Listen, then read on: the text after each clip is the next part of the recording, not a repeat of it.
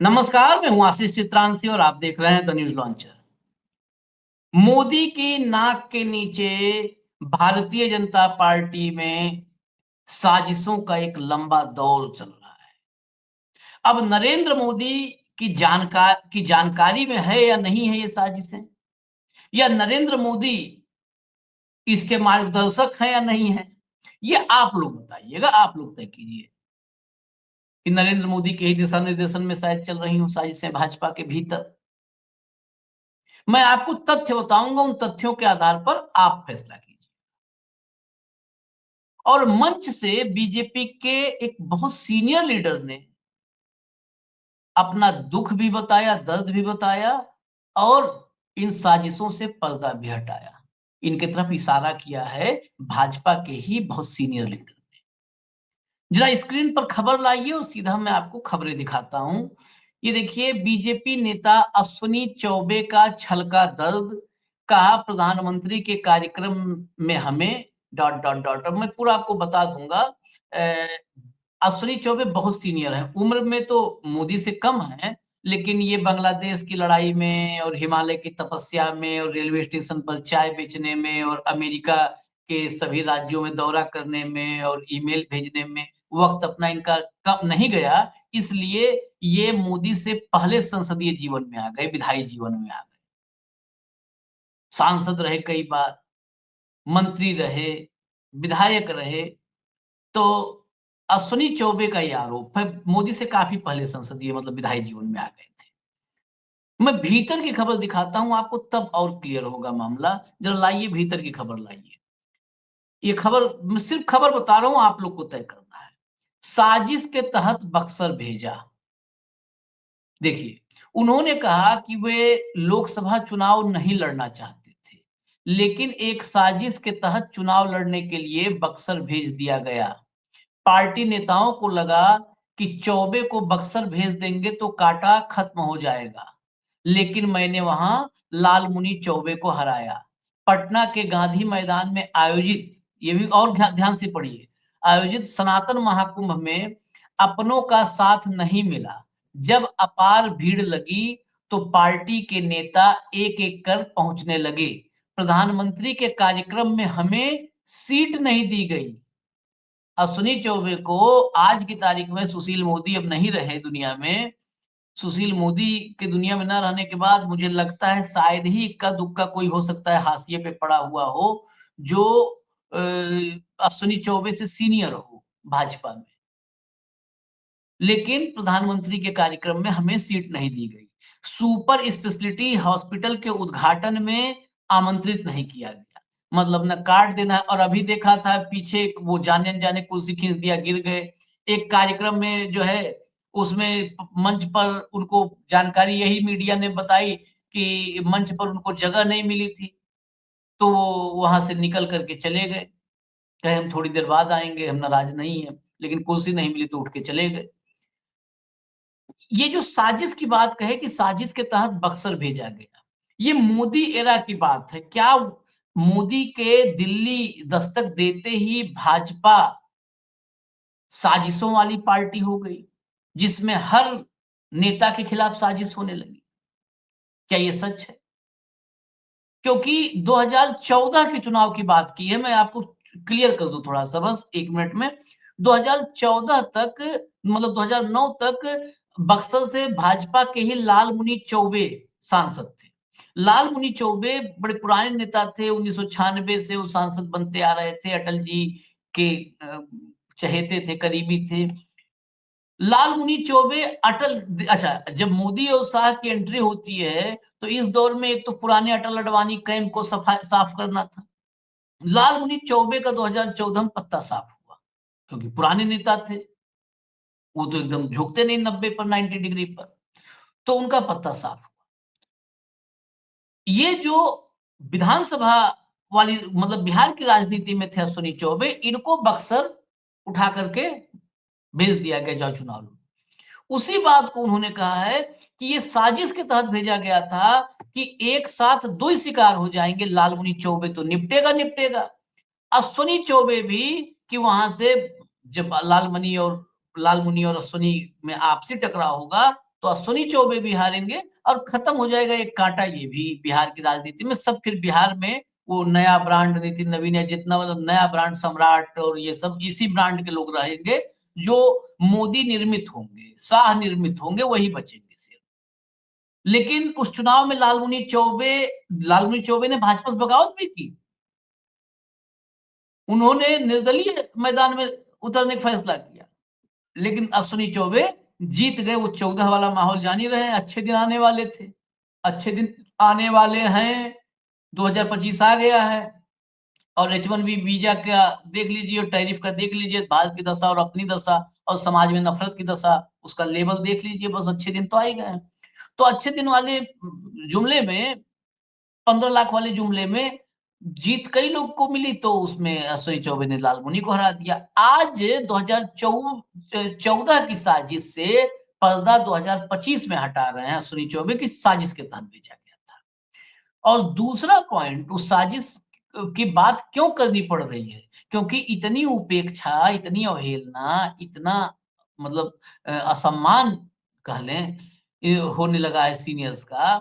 अश्विनी चौबे ने खुद बता दिया कि उनको पीएम के कार्यक्रमों में नहीं बुलाया जाता, मंचों में नहीं बुलाया जाता है। अच्छा, ये सब बोला है मंच से, लेकिन मंच से किस मंच से? भागलपुर में एनडीए का कार्यकर्ता सम्मेलन था। सारे जो घटक दल हैं सब इकट्ठा हुए थे। तो भागलपुर गढ़ रहा है अश्विनी चौबे का। अब भागलपुर में था तो फिर जिसको आप हाशिए पे डाल दिए हैं, जिसकी उपेक्षा करते हैं, जिसको सम्मान नहीं देते, मंच पर जगह नहीं देते, उसे भी भाजपा मंच पे बुला लेती है। इस मामले में देखिए, जहाँ आप कहते हैं ना कि बेशर्मी के मामले में, ढिठाई के मामले में, यहाँ तो कोई कोई भी मुकाबला ही नहीं है, कोई नहीं है टक्कर में भाजपा के। तो जिस अश्विनी चौबे कुर्सी नहीं देते, कार्यक्रम में नहीं बुलाते, उनको वहाँ बुला लिया था और वहाँ उनकी खूब आवभगत की। क्योंकि वहाँ तो भागलपुर में अश्विनी चौबे के समर्थकों को रिझाना है। तो खूब आवभगत की।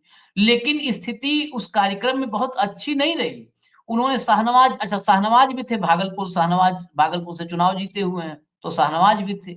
एक बड़े दिन बाद, बहुत लंबे वक़्त के बाद दिखे साथ में।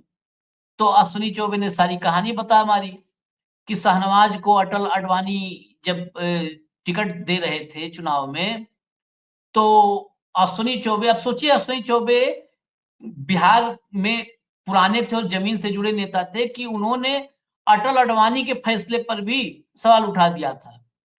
जब शाहनवाज हुसैन को टिकट अटल अडवाणी ने देने का फैसला किया, तो अश्विनी चौबे ने विरोध किया खुल करके कि मुसलमान को टिकट दोगे तो विरोध करेंगे।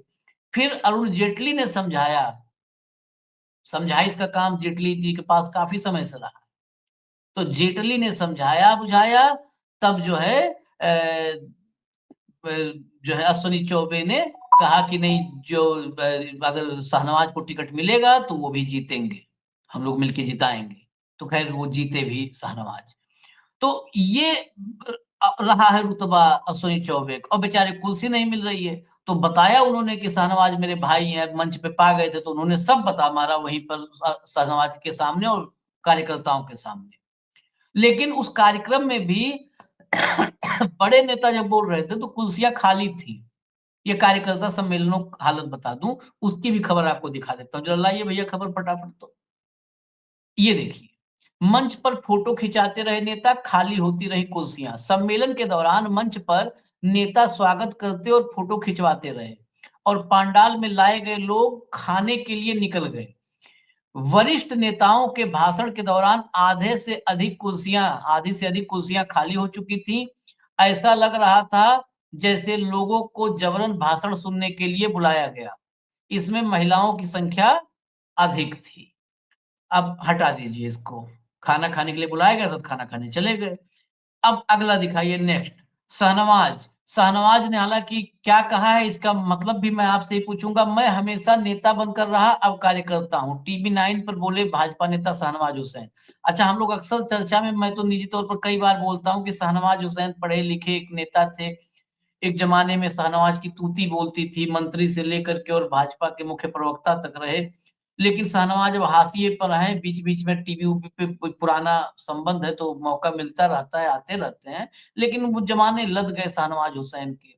तो बेचारे कई बार मोदी जी की अति तारीफ़ करने लगते हैं, तो उसी पर हमने भी कई बार बोला है कि अति तारीफ़ करते हैं कि हो सकता है मोदी जी के नज़र में ये आ जाए कि नहीं शाहनवाज़ हुसैन भी अब हमारे ही हैं, तो कुछ उन्हें भी दे दिया जाए, लेकिन वो दिन अब आता नज़र नहीं आ रहा है।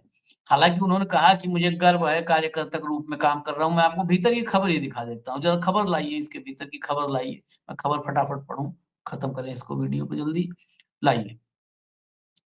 शाहनवाज़ हुसैन ने कहा कि मैं 6 बार अब प्रोफ़ाइल ये सब बताने का मतलब क्या होता है मैं आप लोगों से पूछ रहा हूँ दर्शकों से। हम नहीं बताएँगे, आपसे जानेंगे हम, कि ये सब बताने का मंतव्य क्या है? आखिर मन में पीड़ा है कि नहीं है ये आप बताइए।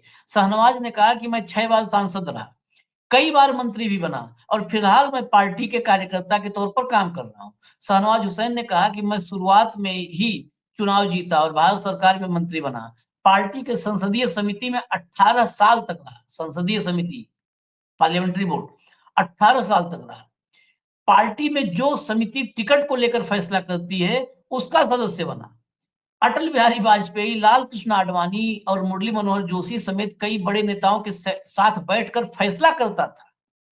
सुनिएगा, सब में कहाँ-कहाँ रहा, टिकट बाँटने में था, संसदीय समिति में था, टिकट बाँटने में था, अटल, आडवाणी, जोशी के साथ बैठकर फैसले करता था। नरेंद्र मोदी और अमित शाह के साथ समिति में रहकर भी फैसला करता रहा। एकदम जब एंट्री हुई थी तो चाहिए था जो लोग दिल्ली पे कब्जाधारी थे। शाहनवाज ने कहा मैं ज्यादातर नेता बनकर रहा हूं तो कार्यकर्ता बनकर भी अनुभव लेना चाहिए। उन्होंने कहा कि मैं पार्टी में कार्यकर्ता के रूप में काम कर रहा हूं। पूर्व प्रधानमंत्री अटल बिहारी वाजपेयी की समाधि पर पुष्प अर्पित करने के बाद 16 अगस्त से बिहार में हूं और 32 जिलों का दौरा कर चुका हूं। हालांकि ये दौरा हो सकता है कर रहे हो कि अगर सरकार आवे तो हो सकता है लकी ड्रा में नाम इनका आ जाए, लेकिन लकी ड्रा में अटल अडवाणी के साथ बैठ के फैसला करने वालों का नाम नहीं आता है। शाहनवाज हुसैन जी, ये ध्यान रखिएगा, लकी ड्रा में 2014 के बाद जिसका भी नाम निकला है, उसमें से कोई भी नहीं रहा है अटल अडवाणी और जोशी के साथ बैठ के फैसला करने वाला। नीचे का पढ़ लीजिएगा, उनको आखिर में फिर नंबर थोड़ा-सा कि चलो अपनी दुःख पीड़ा के बीच नंबर भी थोड़ा मिल जाए, तो उन्होंने कहा कि राहुल गांधी से मैं 18 महीने 7 दिन बड़ा हूँ।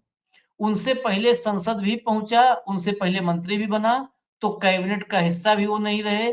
उनको तो रैंक मिला है, मैं कैबिनेट मंत्री रहा हूँ। लेकिन जो है युवा नेता के नाम पर आप लोग उनको दिखाते हैं, हमको इग्नोर करते हैं।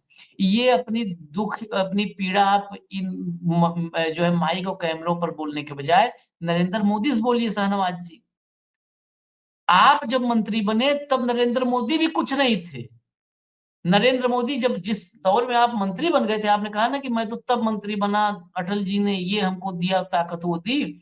राहुल गांधी को छोड़ दीजिए ना, राहुल गांधी को तो आप लोग क्यों राहुल गांधी से ही कॉम्पिटिशन में, एक तो राहुल गांधी कुछ नहीं है, खुश है, पप्पू है और फिर भी राहुल गांधी के ही चक्कर में आप लोग का पूरा दिन निकल जाता है, खाना हजम नहीं हो पाता है।